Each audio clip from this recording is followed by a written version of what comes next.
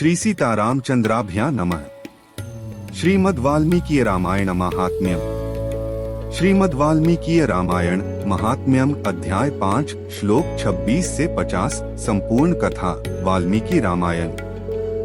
क्या आप जानते हैं कि रामायण केवल एक महाकाव्य ही नहीं बल्कि धर्म, नीति और जीवन दर्शन का अमृत भी है।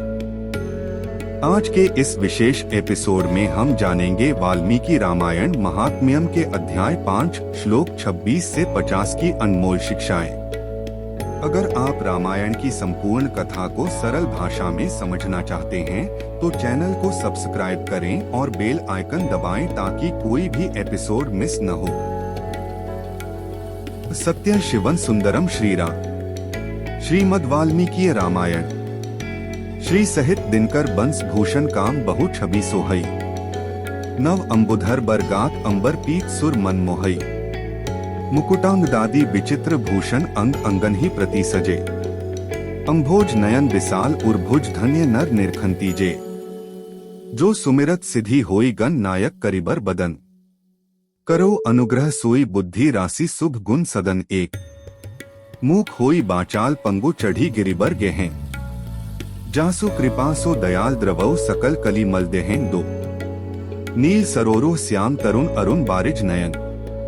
करो सो मम ऊर्धाम सदा क्षीर सागर सयंती। कुंद इंदु सम देह उमा रमन करुणायन। जाहि दीन पर नेह करो कृपा मर्दन मयन चार। बंधु गुरु पद कंज कृपा सिंधु नर रूप हरि। महामोह तम पुंज जासु बचन रवि कर निकर पांच। पिछले अध्याय में हमने देखा कि वाल्मीकि ऋषि ने इस महाकाव्य के अद्भुत रहस्यों को उजागर किया।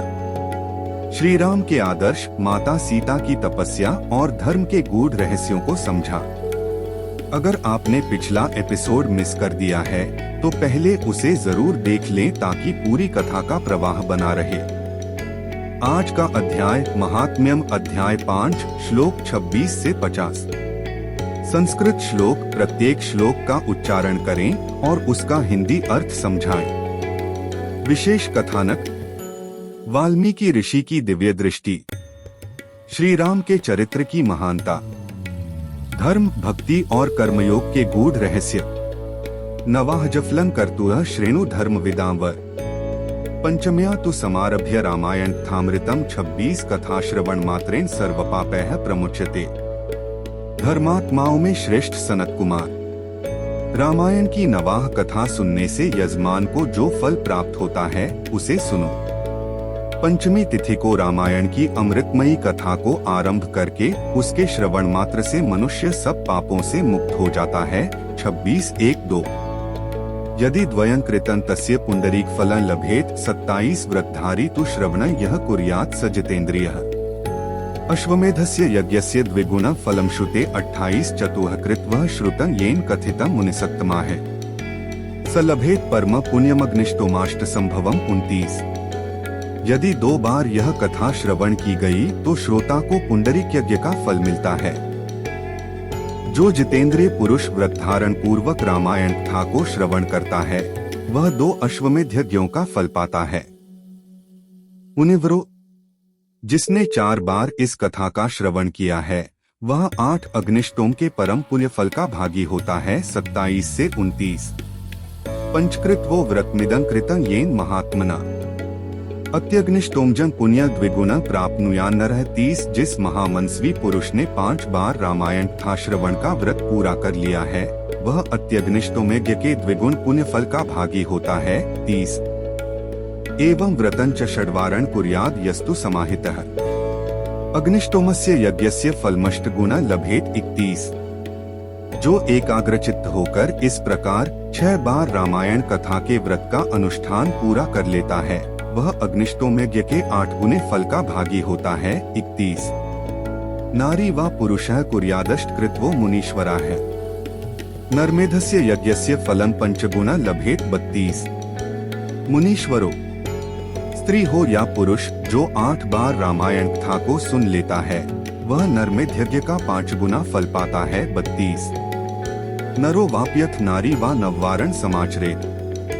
गोमेद सवजन पुण्य स लभेत त्रिगुण नरह। 33।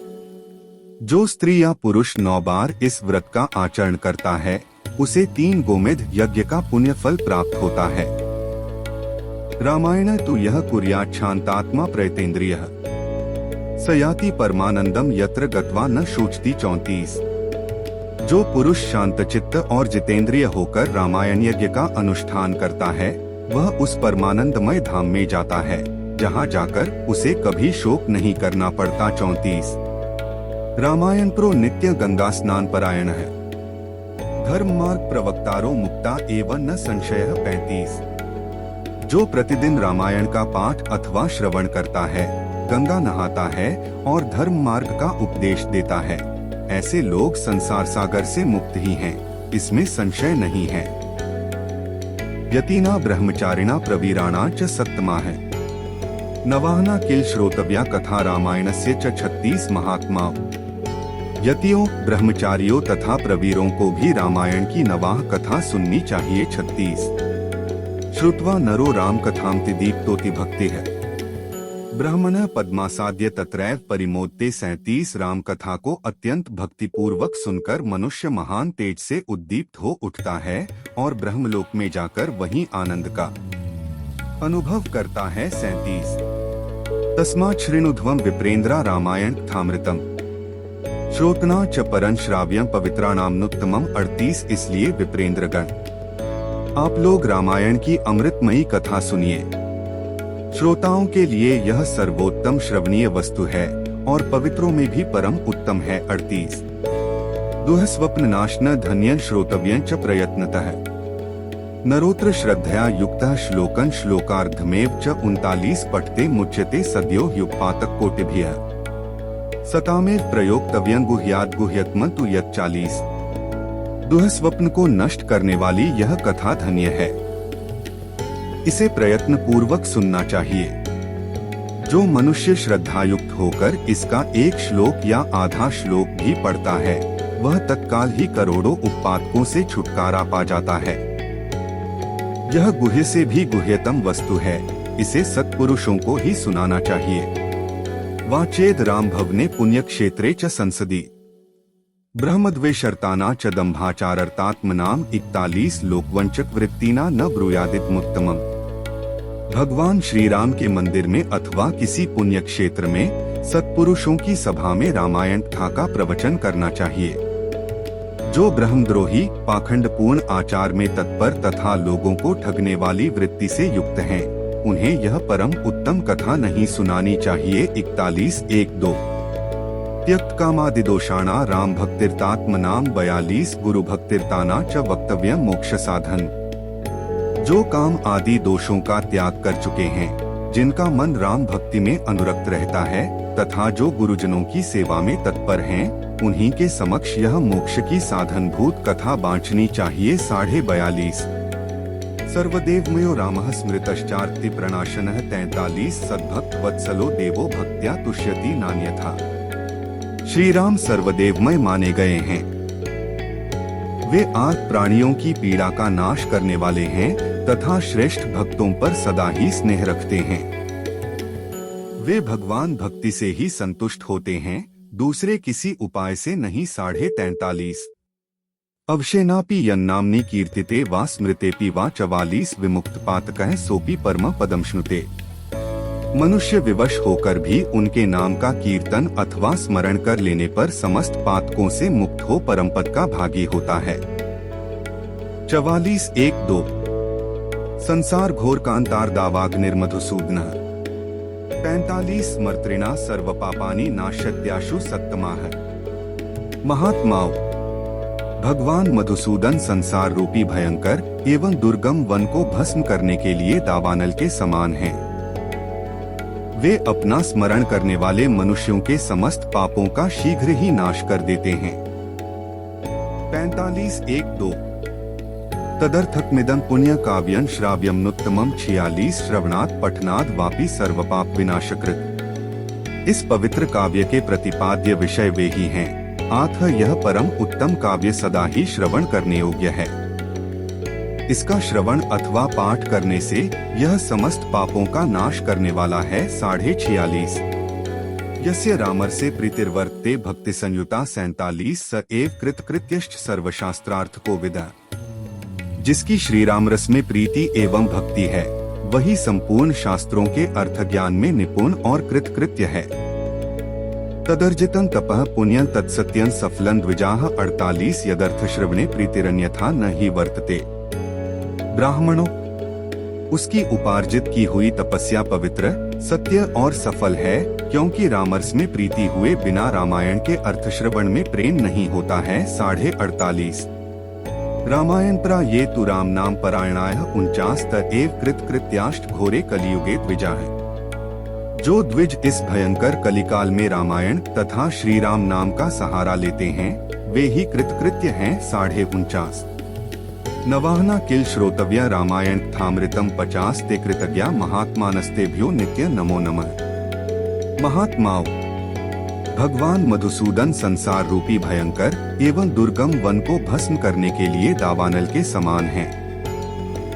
वे अपना स्मरण करने वाले मनुष्यों के समस्त पापों का शीघ्र ही नाश कर देते हैं।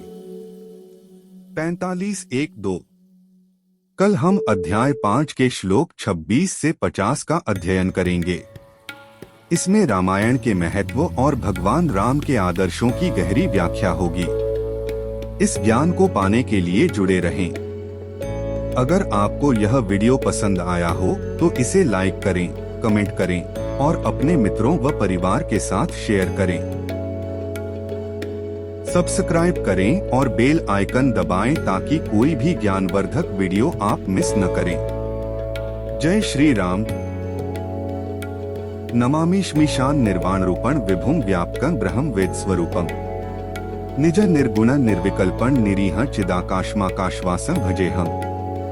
निराकार मोंकर मूलन तुरीय गिराज्ञान गोतीत मीशं गिरीशम। करालं महाकाल कालं कृपालं गुणागार संसार पारण नतोहम। तुषाराद्र संकाश गौरण गभीरम मनोभूत कोटि प्रभाश्री शरीरम। स्फुरन मौलिकल्लोलिनी चारुगंगा लसद्भाल बालेन्दु कंठे भुजंगा। चलत कुंडलं भ्रूसुनेत्रं विशालं प्रसन्नान्न नीलकंठं दयालम। मृगाधीश चर्मांबरण मुंडमालं प्रियं शंकरं सर्वनाथं भजामि। प्रचंडं प्रकृष्टं प्रगल्भं परेशं अखंडं अजं भानुकोटि प्रकाशं। त्रिहशूल निर्मूलनम शूलपाणे भजेहम भवानीप्ति भावगम्यम। कलातीत कल्याण कल्पांतकारी सदा सज्जनानंददाता पुरारी। चिदानंद संदोह मोहाफारी प्रसीद प्रसीद प्रभो मन्मथारी। न यावद उमानाथ पादारविंदन भजन्ति लोके परेवा नराणा। न तावत सुखं शांति संतापनाशं प्रसीद प्रभो सर्वभूताधिवासं। न जानामि योगं जपं नैव पूजा नतोह सदा सर्वदा शंभुतुभ्यं। जरा जन्मदुह खौग तातप्यमानं प्रभो पाहि आपन मामी शंभो। रुद्राष्टकं इदं प्रोक्तं विप्रेण हर्षोते। ये पठन्ति नरा भक्त्या तेषां शंभो प्रसीदति। बार बार बर मागव हर्षि देहु श्रीरंग। पद सरोज अनपायनी भक्ति सदा सत्संग। कथा विसर्जन होत है सुनो वीर हनुमान। जो जन जन्म से आए हैं सो तन्ह कर ही पया। बोलो सियावर रामचंद्र जी की जय। राम भक्त हनुमान जी की जय। उमापति महादेव जी की जय। मंगल भवन अमंगलहारी। द्रवहु सुदसरथ अजिर बिहारी। दीन दयाल बिरिदु संभारी हरहु नाथ मम संकट भारी। जय सिया राम जय जय सिया राम।